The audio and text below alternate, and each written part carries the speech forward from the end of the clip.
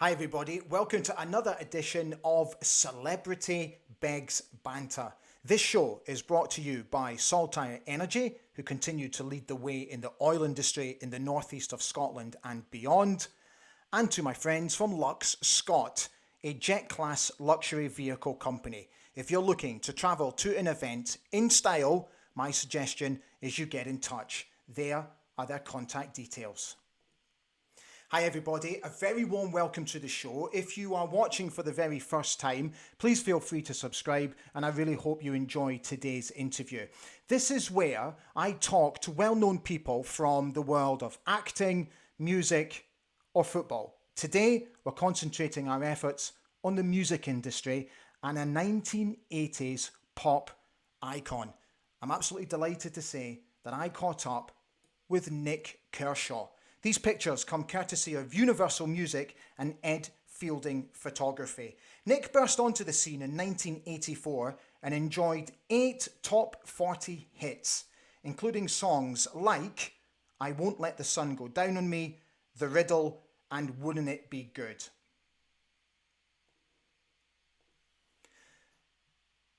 As much as he burst onto the scene in 84, and had many hits. He had 8 top 40 hits, including a number of top 5 hits as well in the UK and beyond. He then performed at Live Aid at Wembley Stadium in 1985. But then after that, things didn't quite go according to plan for Nik, and we discussed that. Now, I'm not arrogant or obnoxious enough to think that you know that I was once in a boy band called Bad Boys Inc. So what I've done with Nik is that I have combined some of my experiences with Nik's to hopefully bring you an interesting conversation about Nik's career. And we've mixed the topics by involving fame and how Nik dealt with fame, his level of fame, and the pitfalls of fame. I was absolutely thrilled to have caught up with him from his recording studio in England. Nik Kershaw. Hi Nik, it's great to see you. Thank you so much for coming on. It's a great pleasure to meet you. I'd actually like to go right back to the beginning, right back to the early days when you first signed to MCA. How Yeah. much did you get involved in meetings, planning, and how they saw your progression in the music industry? Um, that's a good question. I guess I was quite involved. I had my, I was quite well advised externally from, I mean, obviously the people involved would have been myself, my management, um, and the record label. But I'd already got independent advice about when I signed a contract with my management anyway. So that was pretty cool. Um, so I kind of was quite aware of what was going on, and um, it happened in various stages. In fact, because the original deal was only a singles deal, Mm. and so it was kind of, oh, let's see how we go kind of thing, and just made a few demos, and they sort of put me in various recording studios with various producers just to see what was going to happen. But the album deal didn't come until a little bit later. But that was, yeah, there was still lots of toing and froing with that. I just remember spending a lot of time in a telephone box in the middle of Essex somewhere talking to my lawyer. Yeah. We didn't have telephones. Um, but yeah, I think I was well advised and pretty much knew what was going on. Yeah, which Okay. I can't it is not I know is not the same for everybody. It Yeah. wasn't the same Yeah. certainly then. How did anybody actually prepare you for potentially how your life could change when it came to a public profile? No, no, Really? not at all. Okay. Um, but I kind of, I guess you kind of think you know what it's going to be like Mm. because you this is something that you've dreamt about your whole life, and you'll think, oh, this is actually really going to happen, and you don't consider that at all. You just think this is brilliant. I'm going to get to record my songs with the best people in the best recording studios, and I'm going to play in front of thousands of people in venues, and it's going to be brilliant. And you just think of all the great things about how it's going to be, and all those things were great. So but the other stuff, No, I don't see how you can. I mean, I know sort of places like Lipper and the Brit School and those kind of schools now. You have schools for that kind of thing now, and they do that that kind of preparation for you, and they teach you what that's going to be like and how to deal with the media and how to all those media skills and stuff. But you didn't have that back in those days, not at all. It wasn't a thing. Yeah, we were exactly the same. We had PR people, but it was almost like learning on the job. Yeah. It was a very, very strange situation, I have to be honest. Who was involved in the decision process that saw you release your debut single, I Won't Let the Sun Go Down on Me, which was released in September 1983? Yeah. Um, I think you are very aware of the fact that there's a major corporation lavishing lots of attention and money on you. Mm, And I kind of I think at the time I didn't think that was the right choice. okay, It wasn't my favorite song on the album, and I interesting. wasn't madly keen as to how it had turned out. But I took advice on that, yeah, and the record company thought it was the right thing to do, and I didn't feel as though I had the kind of power and leverage to actually say to oppose it. I mean, I might have expressed my views to my management and stuff, but I'm not saying I got bullied into it. That wouldn't be a fair thing, but it wouldn't have been my choice. Put it that way. Okay, we'll come on to that a little bit later. We'll sort of divulge a little bit on that later. But the song had success in Europe. It did well in Europe and it did very well beyond the UK. But in the UK, it didn't quite scrape the top 40. So why do you think that was? I think well, it was a different time then. It really was because in those days, record companies did build careers. They kind of I don't think they expected immediate success. So really, it was an opportunity to get my profile up and to get me introduced to the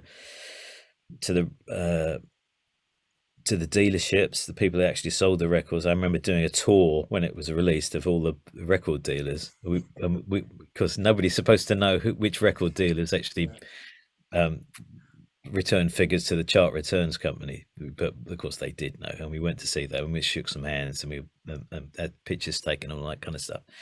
And also the radio stations and the tour, the radio stations did a lot of groundwork with that first single, and I think it got to about number 46, 47, something like that, which, as far as they were concerned, or they told me at the time, was fine. No need to panic, and let's go in hard on the second single, which is and that's how it worked out. I don't know if they were bluffing or not. I've no idea. Yeah, because your second single was obviously Wouldn't It Be Good? Privately, did you feel any pressure to have a hit single? No, I think I was reassured all the time that this was all going to plan, and this is absolutely going to happen. And I completely believed it. I completely believed in myself because you have to.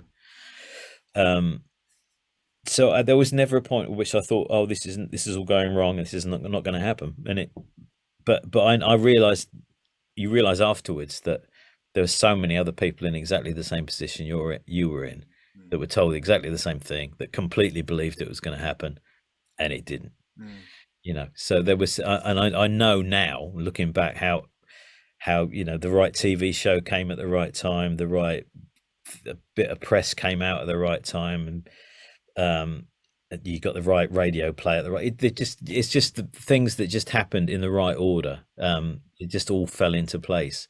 Yeah, I guess Um, it's all about trusting the natural process, isn't it? I guess so, but unfortunately, there's nothing very natural about the music business. So there's lots of lobbying and God knows what else that goes on behind the scenes that I probably wasn't even aware of. Mm. Let me talk about the about fame at this stage because with that single, with that record, you had a top four hit. So your level of fame was obviously growing at that time. Did you Mm. feel the growth? Yeah, it was insane. It was very fast, and I am always have been and always will be a bit of a control freak. Okay. So I like to be in control of everything around me, um, and that all of a sudden it was gone. All that all that control was completely gone, and you basically had to do as you're told. Your life was not your own. You had to be in a certain place at a certain time because um I mean it's a cliche, but it's like it literally like being on rails and you're on a train Yeah. and it's going at a certain speed and you've got no control out of the speed it's going or where it's going. It's just going and you're on it and you can't get off. And that's pretty much it. And it happened literally in a period of weeks. It was 1 minute, no, nobody had a clue who I was. The next minute I couldn't walk down the street. Yeah. It was I'd say literally what a month maybe. It was like January 84, end of February 84. I couldn't walk down the street without either a disguise or a bodyguard. Mm. It was that quick. Yeah, it was also very much the same for us. It didn't quite Mm. happen overnight, but it felt like it happened overnight. And at times I felt a little bit out of control of it. And that brings me to my next question. And I need to be sort of self-indulgent here a little bit, Nick, just to put this Yeah. question into context.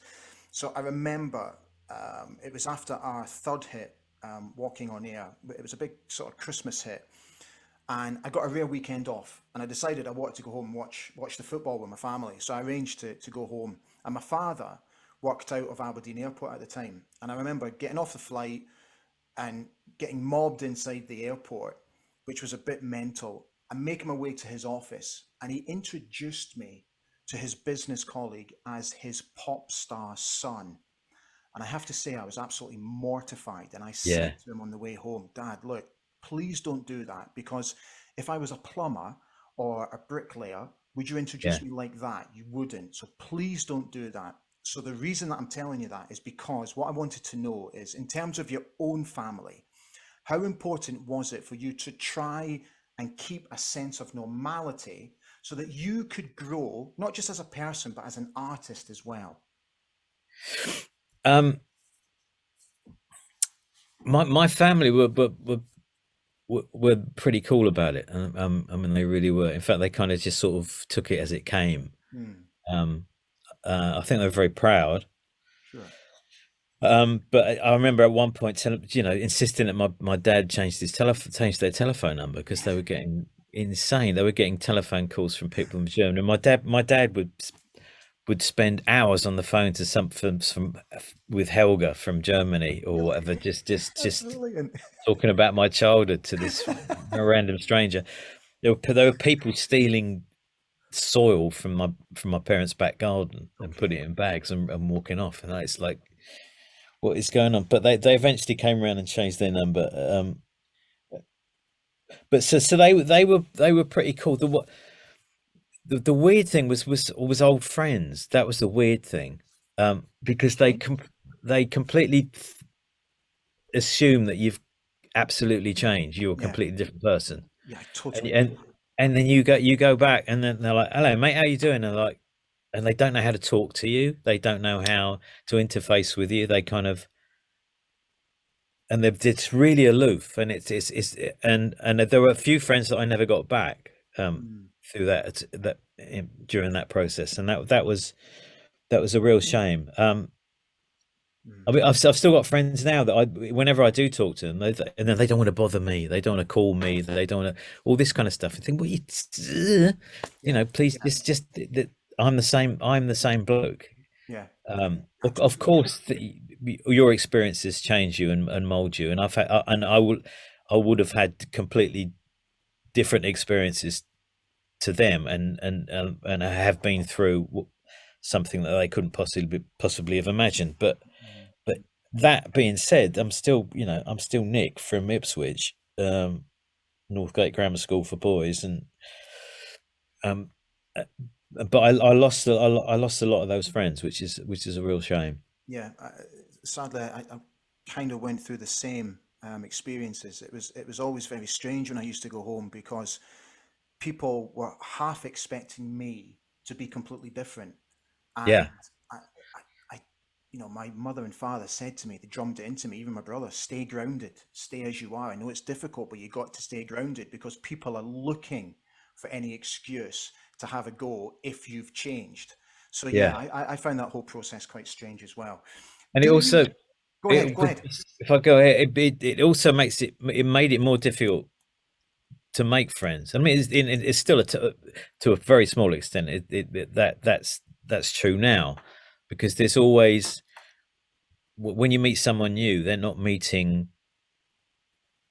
that person. They're meeting who they think that person is, or Yeah. they've already got a preconceived idea of who you are. They know what you do, blah blah blah. So there's that kind of, that's a real kind of barrier to actually getting to know anybody, because they don't know how to talk to you, and you don't, you try to talk to them about what they do and stuff, but it always comes back um Exactly. to who they think you are, which is, and if it's wrong in the first place, I'm not that person at all. Yeah. um that's really tricky, and so yeah, that's why it's quite difficult to make new friendships as well. Yeah. Something that always used to really trouble me, not from a fan point of view, from my own personal point of view, if fans would come over and they would say to me, I love you. I absolutely love you. And I Mm, could never understand that. And I was like, well, you can't love me because you don't know me. I yeah, think what you're in love with is, I think you're in love with an image that is yeah, portrayed in magazines and on radio and in TV. And I used to go away, and it used to really trouble me that fans would come over and say, I love you, because you don't. And it would make me feel guilty if I, because one time I actually said to him, you don't, you're in love with an image. And I felt so guilty because I didn't want to shatter that girl's dream. no, But and I that's felt like that's I was doing theirs. that. And that belongs to them. Yeah. That's theirs, and you jumping in and saying, because I had obviously similar situations, and you I think the only way around it is just by being gracious about it, or if someone says nice things, you just kind of say thank you very much or whatever, and just let them have that, because Yeah. that's quite important. You don't, it's difficult to understand how important it is to them when you know it's not a real thing, Yeah. but it is a real thing Yeah. in there. And of course the reverse is true as well. Is that you find there's loads of people that hate you that never met, Yeah. that never met you. You think, what have I done? Yeah, You get, exactly. especially journalists and whatever. You say, I don't know if you found this, but you'll hear Yeah. some journalist, or you'll have a perfectly civil conversation with the journalist, and so see you later, and then the article comes out and you go, what the, Yeah. what did I say, what was the problem, why has this person got such a um why is this person hate me so much, but so the reverse is always true, yeah. My mum and dad used to get hate mail from Take That fans because I once had a pop at Take That's first long form video in Smash Hits magazine. I said it was a load of crap. I got absolutely inundated with hate Yeah. mail from these fans. That was a lesson very quickly learnt. Nick, can I come back to I Won't Let the Sun Go Down on You, which you re-released? I'm wondering, did you think that was a gutsy move to re-release a record that hadn't quite had the success first time around? No, not at the time. I mean, we really didn't. It did seem to be the obvious thing to do. I mean, I'd had two. I'd had Wouldn't It Be Good and Dancing Girls. I'd had two big Mhm, hits, mhm. and the summer was coming, and it just seemed obvious. Let's chuck it out again. It was. I don't think anybody questioned it. Okay. No. You then released the album The Riddle, Yeah. which obviously gave you many more hits. So I worked out here that it meant in the years 1984 and 1985, as a solo artist, you spent more time in the UK charts than any other. That must give you a great sense of pride, I guess. It does. Kind of numbers. Uh, although I still believe now, in glorious hindsight, that it was a bit mistake to release the second album so quickly. Really? Okay. Well, because I was, I was promoting the first one and recording the second one at the same time. Right. So I think the Human Racing was released in March Hmm. '84, Hmm. and the Riddle was released in November '84. And it was, and looking back, it was all completely. It was MCA Records going, well, let's strike while the iron's hot. Christmas is coming. Let's get some Christmas sales. So I was aware of that pressure to get it all done, and and I was stupid enough to go along with it, but I kind of shouldn't have done. In hindsight, I don't think that was the best thing to do. Okay, I so mean, in hindsight, how long do you think you should have waited between albums? I think well, a year would have been a sensible thing to, even if it came out the spring of the following year, at least Yeah. there's that kind of that a bit of a breather, and then it didn't make the break. Then I because what happened is I just got completely fried by the sort of middle of 1985. The third album took like another 2 years to turn up. So and that was that. I think that was the issue there, and which kind of was the beginning of the end as far as my MCA days was concerned. Okay, let me come on to that in just a second, because again, I'd like to sort of divulge a little bit about that. But can I talk about Live Aid? Because obviously that came in the summer of '85. When did you first find out about the project? Um, it was the January of '85. Oh, that early. Um, I think obviously Band Aid had been out Hmm. and was a huge success, and then there were a whole bunch of us going out to some kind of German um, arena pop show of some description. I think it might be called Peter's Pop Show. Um, so we were all there was a bunch of us at Heathrow Airport, and Bob Geldof wasn't on the show, but he seemed to be there. I still don't understand to this day what he was doing there, but he was at Heathrow Airport, just basically press ganging people and just saying, look, um, we've had this single and it's been great, and we're going to put on a show, a live show. Are you interested? And at the time, it was going to be, I don't know, Hammersmith Apollo Okay. or Hammersmith Odeon as it was then.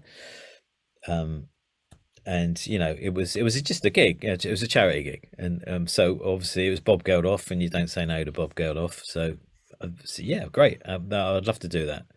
And then as it went on, and as the weeks went by, then it was kind of, well, it's probably going to be Wembley Arena. Oh, it's going to be Wembley Stadium. Oh, there's going to be another gig in Philadelphia. Oh, there's going to be 2 billion people watching on the television. It just got bigger and bigger and bigger as it got closer to the event. But yeah, I said yes to it in the January. Because I read that you found the whole experience quite terrifying. Mm, But what I'm interested to know is, I, obviously we didn't perform at anything like Live Aid, nothing like that at all. But we were very fortunate to have performed in front of tens of thousands of people at open air gigs. yeah, And psychologically, my preparation for the gig always changed because I knew that we were performing to tens of thousands of people instead of just a few thousand people in an indoor arena or in a theater or something like that. So yeah. my mindset changed to prepare. Given the size of this event, did you prepare differently for this gig than any other normal gig? Um, I didn't know how to really. Okay, I didn't know how to prepare. I played Wembley Stadium before with the year before with Elton okay, on a Radio One gig.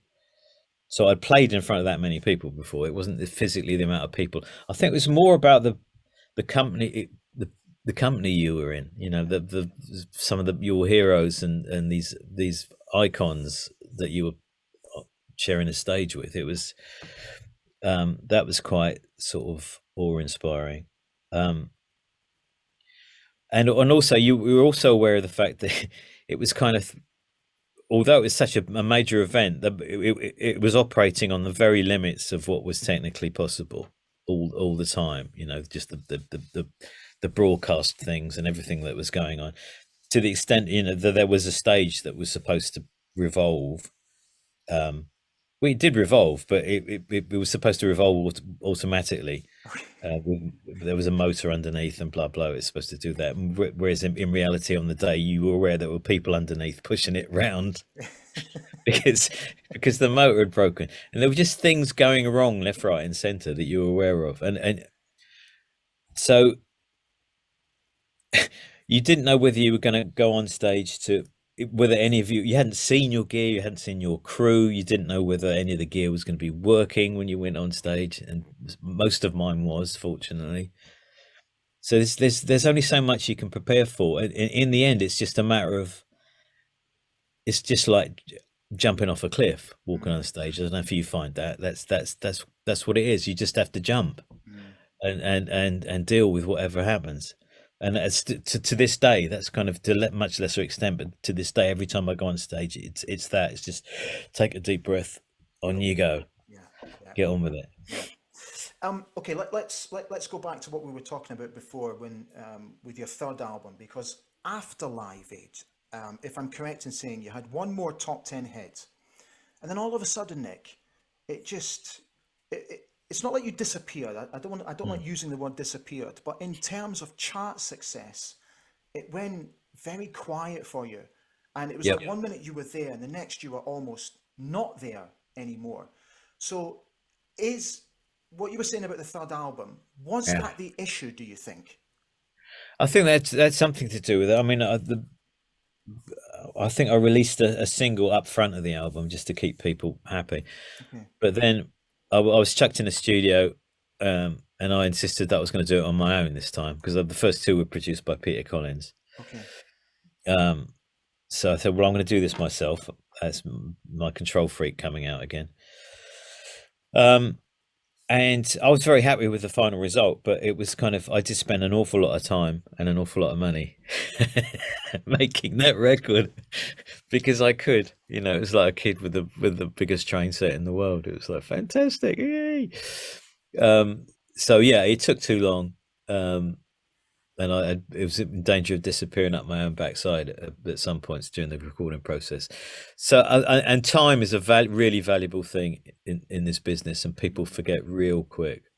So when I did eventually come out, there were loads of people ready to take my place, and although it was okay, I think it went silver the third album, but it was by no means what was expected of me. Hmm.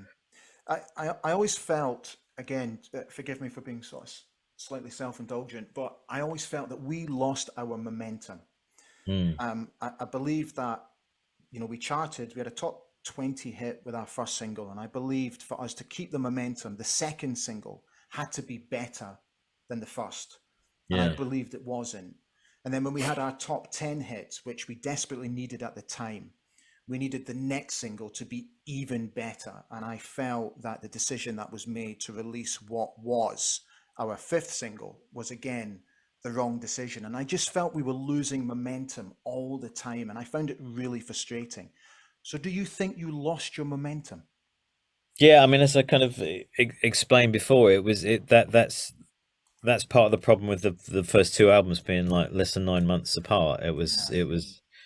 It had all the activity in that little bit, and then like 2 years nothing, and then the next one came out. Whereas if the second album had happened right bang in the middle of that, there would have been a kind of yeah, as you say, a momentum carrying it forward. But but it did. Yeah, hey, it didn't, and it wasn't, and so what? Okay. Yeah. Yeah. Yeah. So, did there ever come a time when you decided it was the right time to take a back seat and just purely concentrate on producing and writing for other artists? Yeah, that was, although it wasn't totally my decision. I was half pushed and a half jumped. Really, it Okay. was. I just released my fourth album. It's 1989. I was on tour with Elton John, around Europe, um, and it was obvious the writing was on the wall. Obviously I had four album options with MCA, and it was up. So, and that was over, and they weren't going to ask for a fifth, and I kind of knew that halfway through the tour. So I thought, well, okay, what am I going to do? I had a 2 year old, Mm, so I thought, do I want to be traveling around the world, carrying on doing this, especially when I'm not getting the kind of the the instant gratification that I was before. You release an album, people love it, people buy it, but yeah, it's all brilliant.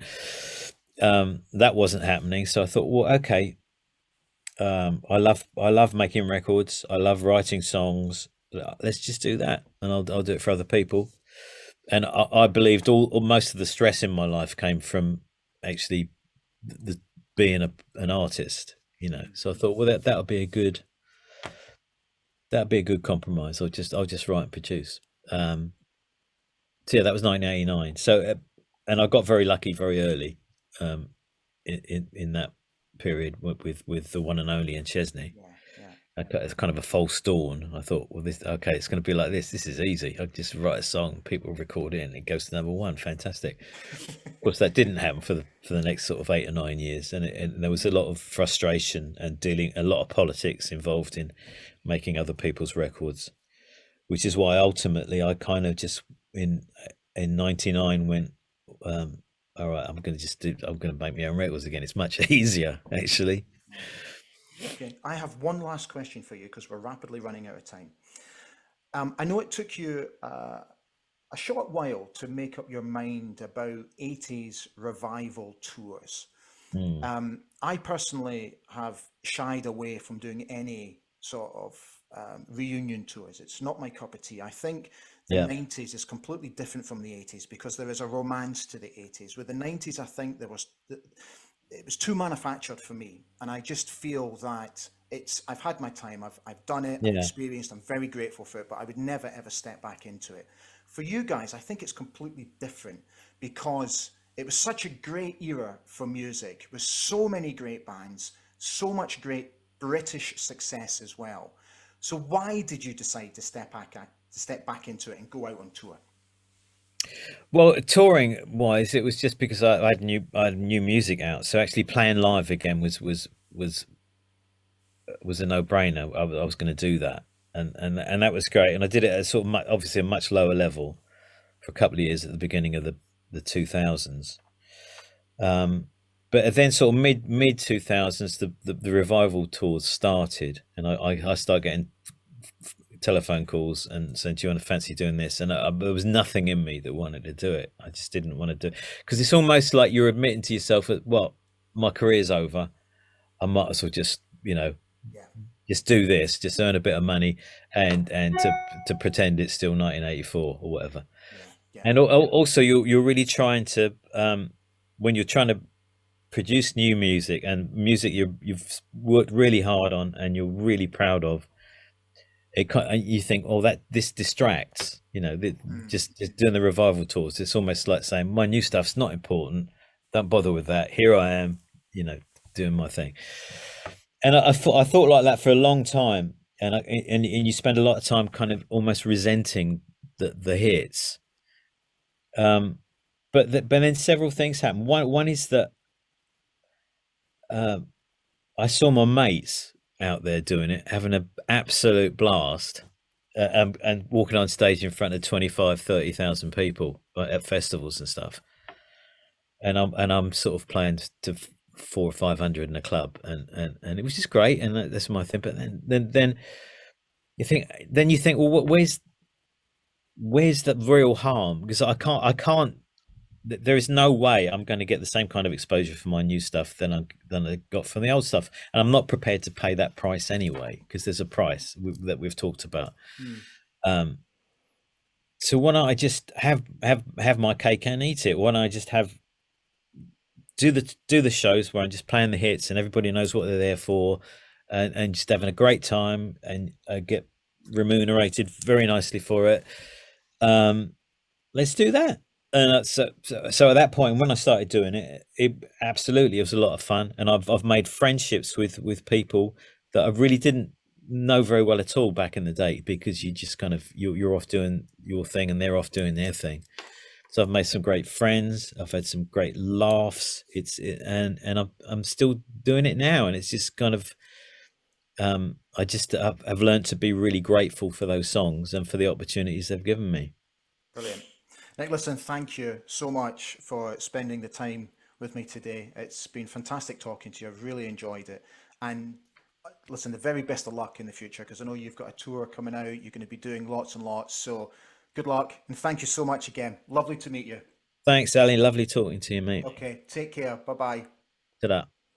There we are, Nik Kershaw. I'm sure you'll agree his first two albums, Human Racing and The Riddle, are absolute masterpieces of their time. brilliant, brilliant records.